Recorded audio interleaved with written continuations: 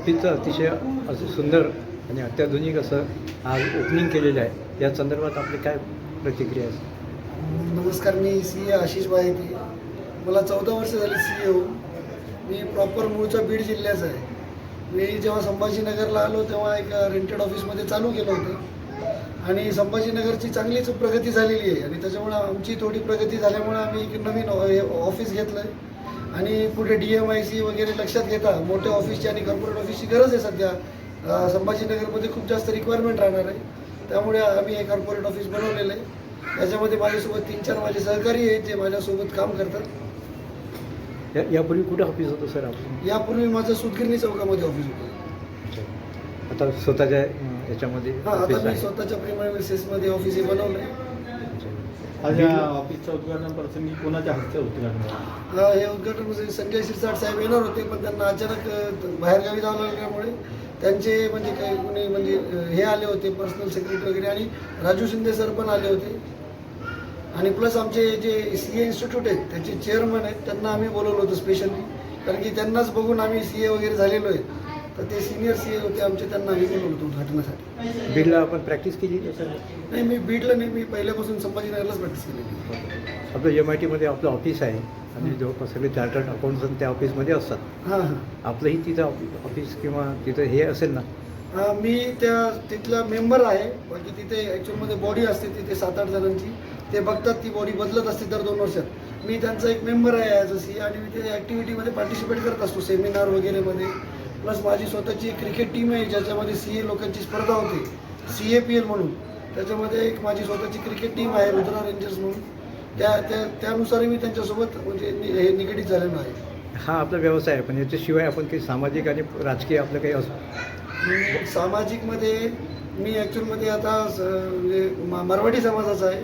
तर आमच्याकडे प्रभाग म्हणून कन्सेप्ट आहे संभाजीनगरमध्ये ना, सातारा देवळी प्रभागाचा मी सध्या प्रभाग प्रमुख आहे 2026 ते 2028 या कालावधीसाठी. समाजाचे खूप कार्यक्रम होतात, त्या सगळ्या कार्यक्रमांना जवळपास आम्ही हजर असतो. आपण त्या कार्यक्रमामध्ये आपलं योगदान असतं ना?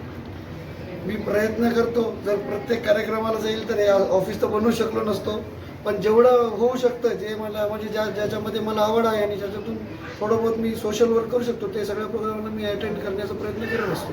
सर, आपला CA होण्याचा प्रवास कसा राहिला? CA सर, मी तसं मूळचा अंबाजोगाईचा आहे. तर आता प्रवास प्रत्येकाचा तसं तर थोडा हार्डच असतो, पण माझाही थोडा तसाच होता, थोडापैकी हार्ड होता, कारण मी मराठी मीडियममध्ये शिक्षण घेतलं होतं अगोदर आणि त्याच्यानंतर मी संभाजीनगरला आलो आणि CA केलं त्याच्यावर.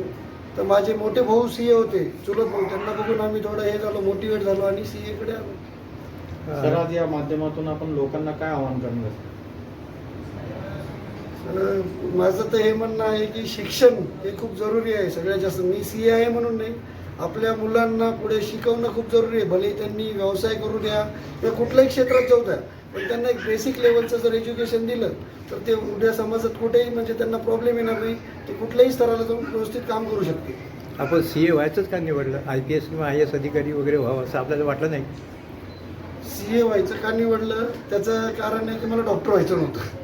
कारण की मी जेव्हा CA ची परीक्षा देत होतो तेव्हा डॉक्टर लोकांना खूप महत्त्व होतं क्रेज आणि मला पेशंट बघणं किंवा तो त्रास सहन नाही व्हायचं बघणं. स्वतः मला इंजेक्शन घ्यायला अजूनही भीती वाटते, तर मला त्याच्यात यायचं नव्हतं म्हणून मी CA मध्ये आलो. आणि दुसरं, व्यवसायाबद्दल पहिलेपासून मला खूप आवड होती की मला काहीतरी बिझनेस करायचा होता. बिझनेस याच्याबद्दल आवड असल्यामुळे माझं स्वतःचं रुद्र इंडस्ट्रीज म्हणून एक युनिट आहे सध्या वाळूजला, ॲल्युमिनियम इंगोटचं, आणि प्लस कन्स्ट्रक्शन लाईनमध्ये मी काम करतोय. तर व्यापाराची आवड असल्यामुळे मी CA क्षेत्र निवडलं. या क्षेत्रामध्ये सुद्धा सामाजिक कार्य आपल्या हातून होऊ शकतं.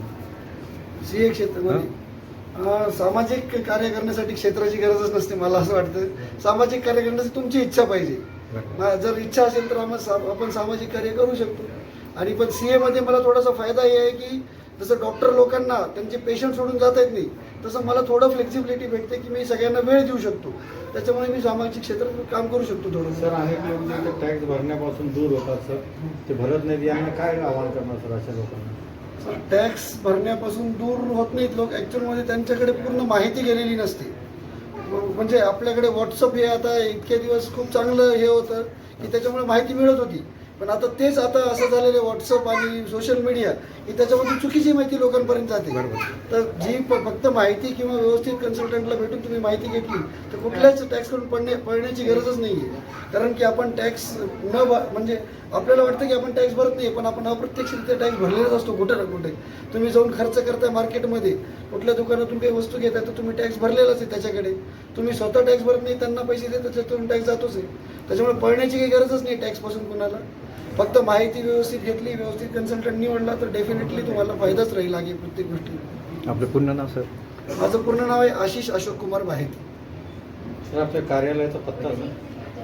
मला हे बॉम्बे हाईट्स बिल्डिंग आहे, ऑफिस नंबर 602, 6th फ्लोअरला आहे, Bombay heights, Beed bypass road, Renuka माता कमानीच्या opposite, Chhatrapati Sambhajinagar. Thank you sir.